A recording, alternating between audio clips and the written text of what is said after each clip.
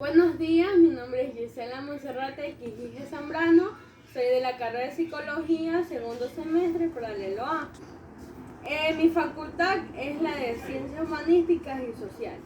Mi maestro es el licenciado Jackson Osvaldo Berentriago. La materia es Teorías y Sistemas de la Psicología. En esta mañana voy a hablar sobre los temas de la tarea número 4, que es una exposición sobre lo que es el conceptos básicos del cognitismo. Bueno, vamos a hablar un poco sobre esto. Se entiende que el cognitismo es una corriente de la psicología que se especializa en el estudio de la cognición.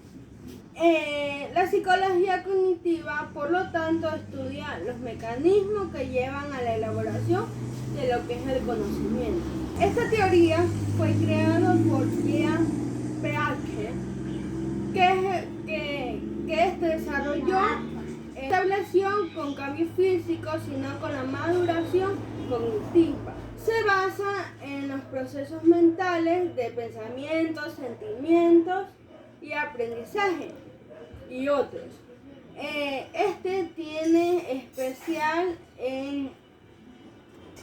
Tiene especialmente interés en la forma de cada individuo percibe, interpreta y almacena en la recuperación de información ante un acontecimiento.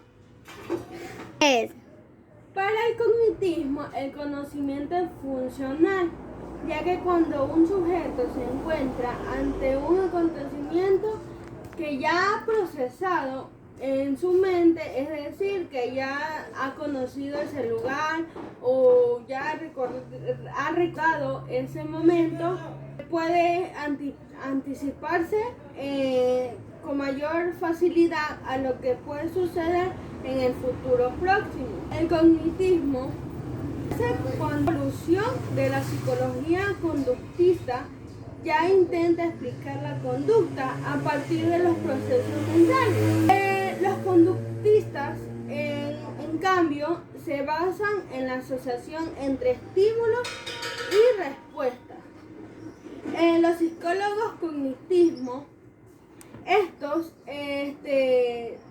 lo que es la forma de lo que es la persona procesa la información y entiende al mundo en la que lo rodea y desarrolla un determinado tipo de conducta.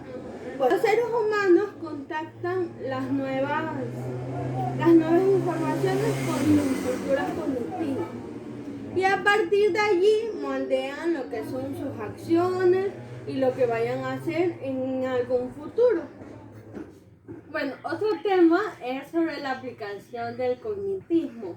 Hay aplicaciones educativas del cognitismo, que su proceso o su propósito es que el alumno conozca las aplicaciones educativas del cognitismo. En su origen, el constructivismo surge como una corriente epistemológica que representó una alternativa al conductismo y poco a poco fue apareciendo en bibliografías específicas sobre lo que es la psicología de la educación introducida. Esto fue introducido por Jerome Bruner. Este fue conocido como el padre del cognitismo. Aaron Beck generalmente se considera el padre de lo que es la terapia cognitivista. Su trabajo en las áreas del reconocimiento y tratamiento de la depresión ha ganado reconocimiento mundial. Publicó también su libro en 1987, titulado Terapias cognitivas de la depresión. Son los procesos o recursos en el que el docente o el diseñador de materiales educativos pueden utilizar para lograr el aprendizaje significativo en los alumnos, que esto también se clasifica en estrategias para activar los conocimientos previos y establecer expectativas adecuadas en los alumnos. Por otro lado, también tenemos las estrategias para orientar la atención de los alumnos. ¿Cómo se hace esto? Los profesores pueden establecer actividades dentro del aula de clase para que los alumnos pongan atención y les entiendan. Por otro lado, también tenemos las estrategias para organizar la información nueva. Esto se podría hacer, por ejemplo, que los alumnos interactúen en clase, en papelógrafo, en la pizarra o cosas así. Por último, tenemos las estrategias de la elaboración o enlaces entre los conocimientos previos y la nueva información por aprender. Esto se puede decir que la educación es un todo, en el que intervienen distintos elementos con los cuales están llevadas a manera adecuada. Si una falta la educación queda incompleta. Esto por ejemplo, aquí se basa en lo que es los profesores que en realidad aman su trabajo y hacen lo posible o lo imposible para que sus alumnos entiendan el método que él quiere tratar con ellos. Y esto, y eso. Vamos con el otro tema a tratar. Bueno, el tema a continuación son las otras escuelas psicológicas. Por lo general tenemos muchas escuelas psicológicas o corrientes psicológicas, como también se les llama. Vamos a mencionar un poco sobre las principales escuelas que tendremos. El estructuralismo. El principal exponente del estructuralismo es Juan Guck. Este fue desde 1838 hasta 1920. En la primera década del siglo XX, Guck y su discípulo Thatcher discuten con un grupo de psicólogos de la Universidad Austriaca acerca del número de elementos últimos de la mente y ciertas condiciones del método de la científica. Ellos decretan que este estudio, como una ciencia experimental, se utiliza como métodos de la filosofía. El objetivo de este estudio es que esta escuela es de la mente humana, mediante la introspección o autoobservación controlada. La mente o conciencia inmediata no es algo sustancial, sino es un proceso. Los elementos simples o irreductibles sobre los que descansan en toda la actividad mental son la sensación, el sentimiento o la imagen. A ver, la escuela de Gubbur, algo así. A ver, distingue un cuarto elemento de las actividades inconscientes o pensamientos. Esta escuela además enfatiza el carácter activo de la mente, que regula el curso del pensamiento o dirige la decisión. También se podría decir que es un proceso de pensar, pasar de un acontecimiento a otro. También venía determinado por la ley de asociación o por continuidad y contraste. Otra escuela es el funcionalismo. El principal exponente es William James, desde 1842 a 1910. Esta escuela se basa en acumular conocimientos para el uso cotidiano, además del estudio de la mente humana y en el medio del medio ambiente. Esta escuela se decía que la educación no tenía contenido específico, tenía que estar basado en las necesidades de los estudiantes. Way funda la psicología escolar o psicología educativa, como se conoce ahora.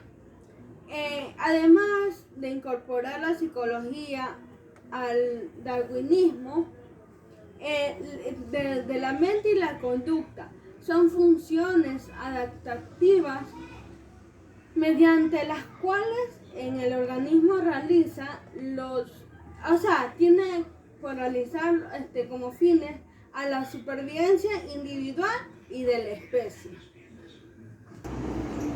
Por otro lado tenemos el rechazo de la asociación anatomista, que esta estaba dividida en la actividad mental y conductual, en unidades artificiales. Y por otro lado, la psicología del contenido era incapaz de reconocer que una misma sensación tiene diferentes significados, dependiendo del contexto conductual. Como Darwin o James pensaba que lo que la conciencia contiene es menos importante que lo que hace. La función principal de la conciencia es elegir, orientándose siempre hacia un fin, el primero de los cuales es la supervivencia mediante la adaptación en medio ambiente. Los principios básicos de James que influyeron en la posterior psicológico se producen en ninguna modificación mental que no vaya acompañada o seguida de un cambio corporal. Que influyó en la actitud básica del conductismo. No podemos ver la mente, sino solo los cambios corporales. Por lo tanto, estudiemos esto únicamente.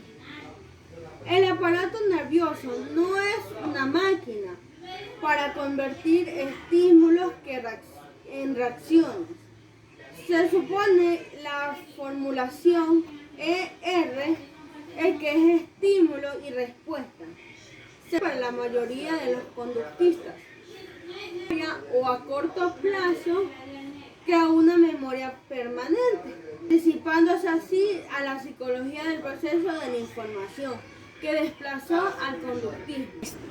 Bueno, tenemos otro de las principales escuelas de la psicología, como es la GESTAL. El principal exponente es Kohler. La terapia gestal es un módulo de psicoterapia que percibe los conflictos y la conducta social inadecuada, señales dolorosas creadas por polaridades o por dos elementos del proceso psicológico. El conflicto se puede ser de naturaleza interna al individuo o puede manifestarse en la relación interpersonal de dos personas o entre más personas, se podría decir también, con independencia de la localización.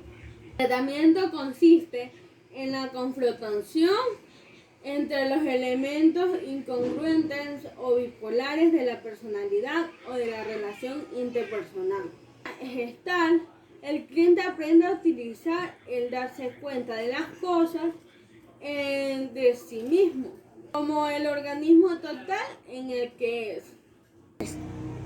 Este individuo aprende también a confiar en sí mismo, así obteniendo el desarrollo óptimo de su personalidad, dándose el soporte a sí mismo. La terapia se reorganiza paso a paso a las partes desunidas de la personalidad del cliente, hasta que éste logre tomar fuerzas para que a sí mismo o por sí solo obtengan sus propios conocimientos. El cliente se sirve del terapeuta, como es el psicólogo o el psicoanálisis, algo así, como de un espejo. Espera de él exactamente lo que puede movilizar por sí mismo. Roger también trabaja en su psicoterapia, centrada en el cliente, el contexto del aquí y el ahora, con el material que se le presenta a él o al cliente, en la acción terapéutica, que tiene como lugar en un preciso momento. El pasado es una memoria que tenemos en el presente. Y el futuro es una fantasía que también tenemos en el presente. Esto quería decir que, por ejemplo, estamos en un presente, pero no vamos a continuar si tenemos un pasado encima de nosotros. Tenemos que aprender a vivir con el pasado que tiene cada persona y imaginarse algún futuro. Lo que nos ocupamos solamente de síntomas o de analizar la estructura del carácter, sino que además trabajamos en la existencia total del individuo. El simbolismo de los sueños es individual o personal. En los sueños aparecen las partes alineadas de la personalidad, las partes que rechazamos en nosotros mismos. Eso quiere decir que nosotros como personas tenemos que aceptarnos como tal así como somos, porque no tenemos la necesidad de cambiar por nadie ni por nada. Y bueno, al mismo revivirlos en el presente logramos integrar en nosotros mismos las partes alineadas. Como dijimos anterior, en las partes alineadas las podemos ver en nuestros sueños o en un presente imaginario. Aparte de trabajar con los sueños, la terapia gestal utiliza la técnica terapéutica de la silla vacía para entablar diálogos entre las polaridades o partes opuestas de nuestras personalidades. Él decía que como método psicoterapéutico, la terapia gestal debería aplicarse en forma grupal. Él o la psicoterapia individual era una excepción o no la regla. Tenemos la figura y fondo, los elementos perspectivos que se utilizan para organizar como un todo una gestal formando la figura. Un ejemplo de lo que tenemos si observamos podemos decir, la mente humana es el producto de la evolución y está lógicamente adaptada al entorno que la creó. Funciona para optimizar las cualidades que aseguran su adaptación y supervivencia. En el familiar, lo que es sobre la base de la generalización. Puede tomar una pequeña parte de información y reconstruir con ella el todo, aunque no sea muy exacto. Cortocircuita es la lógica, es necesario y se hace prosperar informaciones de muy poca calidad. Todos son trucos para lo que es la supervivencia. Otra escuela principal que tenemos es la psicoanálisis. El principal exponente fue Sigmund Freud, que fue en 1856 hasta 1939. Este nace en mayo de 1856 en Freiberg, pequeña ciudad de lo que es hoy actualmente Checoslovaquia, pero que pertenecía a la sazón del Imperio Austro-Húngaro. Muere en 1939 en Londres, ciudad a la cual se trasladó debido a los avances del nazismo, ya que era de ascendencia judía. Sus años de experiencia psicoanalítica los realizó en Viena, donde sin embargo sus teorías no tienen muy buena escogida durante los primeros años de su trabajo, especialmente entre los círculos médicos, a pesar de ser el mismo graduado. abogado en medicina y especialista en neurología. El legado de sus investigaciones no se centran en la medicina como tal, sino que deben de reconocimiento histórico en lo que es la elaboración de un método que parte del inconsciente para tratar los trastornos mentales. El psicoanálisis. Una de las grandes oportunidades que tuvo él fue una beca que le permitió ir a París para estudiar con Charcot, célebre especialista de enfermedades nerviosas, quien trabaja en el hospital parisino de la Salpêtrière, donde ha llevado a cabo numerosas investigaciones. Una observación sorprendente y que interesa mucho a Froese es el historial de clínica de las histerias. Siempre aparece la sexualidad como problema. Años después, Froese publica estudios sobre la histeria.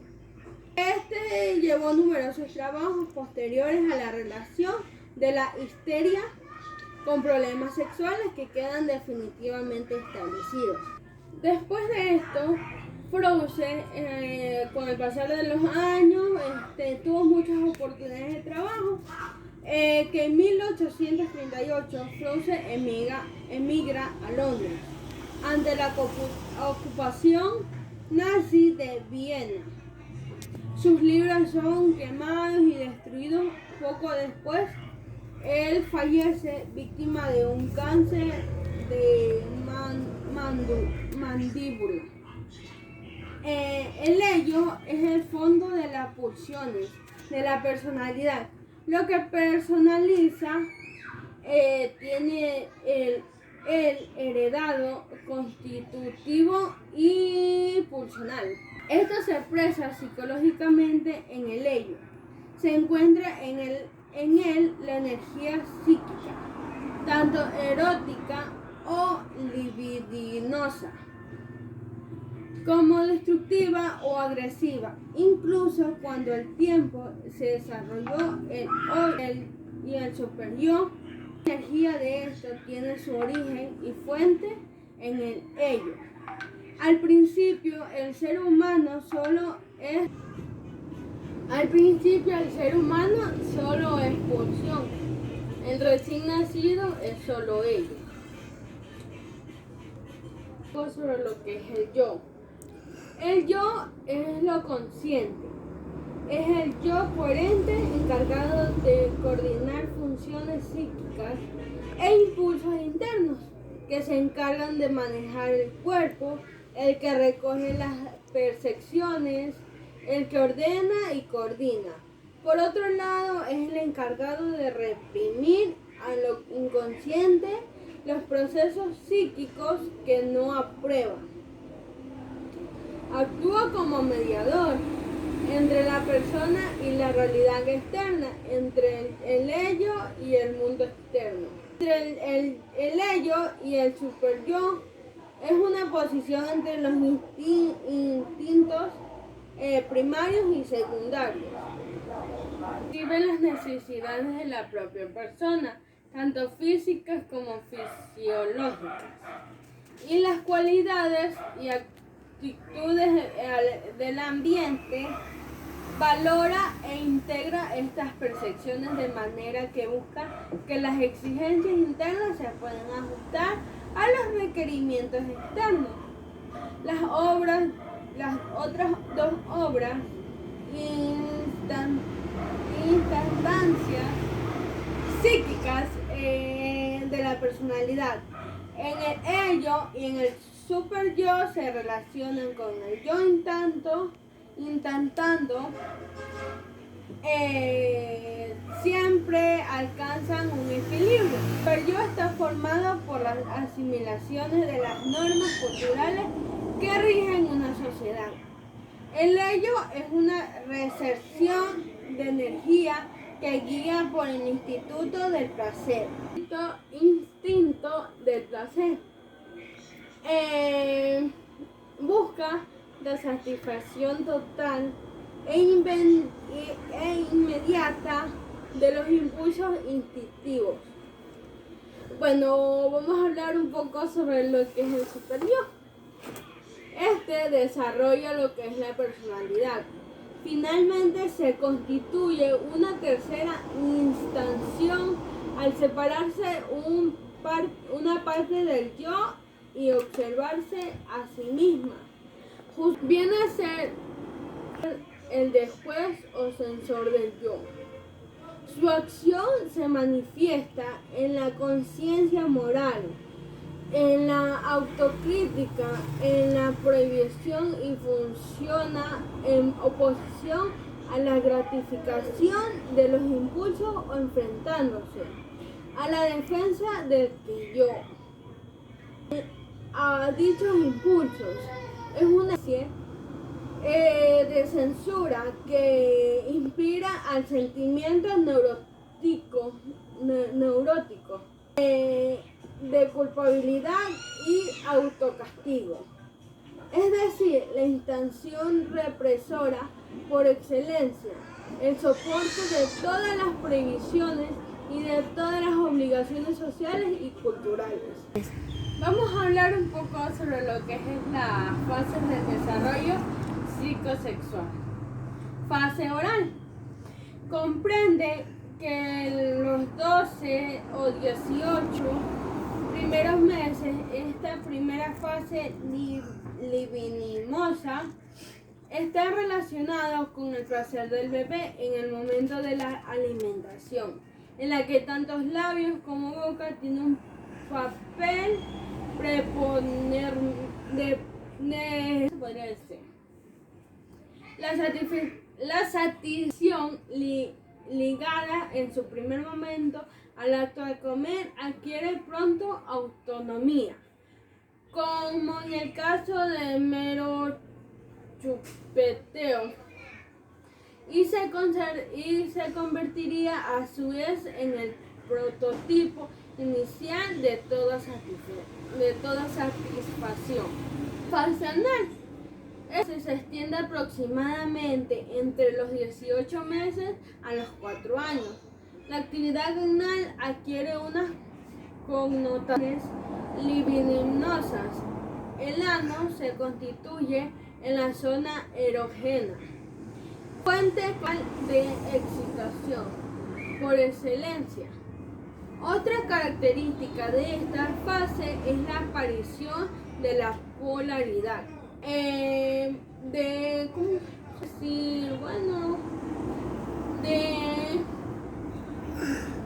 pasividad. Esta es ligada a la posibilidad tanto de retener como expulsar los excrementos. Otra fase es la fase fálica. En este momento, las pulsiones parciales de esta fase precedente se concreta en una cierta primacia de lo genital.